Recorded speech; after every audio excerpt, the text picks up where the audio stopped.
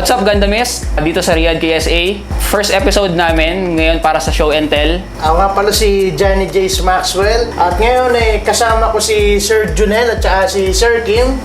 Kaway-kaway sa camera. Dinalo nila ako dito sa Aldrich Compound. Okay, ngayon i-explain ni Johnny yung collection niya. So Johnny? Dito sa lamesa natin, ito yung 1/4 sa mga koleksyon ko. So ngayon, nilabas ko yung main series na talagang patay na patay ako, which is Cosmic Era series. Ito yung Gundam Seed. Ang nakikita nyo ngayon sa lamesa ay ang master grade na Strike Freedom Gundam. Tapos meron ako ditong Justice Gundam na 2.0 frame. Meron akong Blitz Gundam from Gundam Seed din.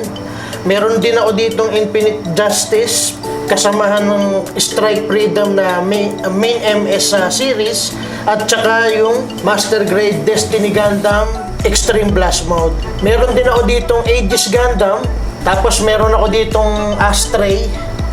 Ito yung Amatsu Mina. Tapos hawak ni Sir Junel yung Gundam Savior ng Gundam Seed Destiny.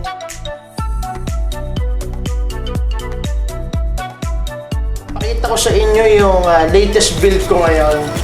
First version Katoki ko nag-Gundam.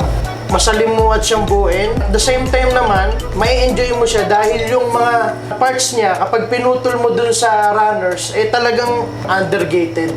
Dun mo makikita na iba pala yung gawa ni version Katoki Hajime kesa sa mga regular release ng mga Gundam. Sa Gunpla, ito talagang Aegis ang gustong-gusto ko dahil variable Gundam siya na nagtatransform.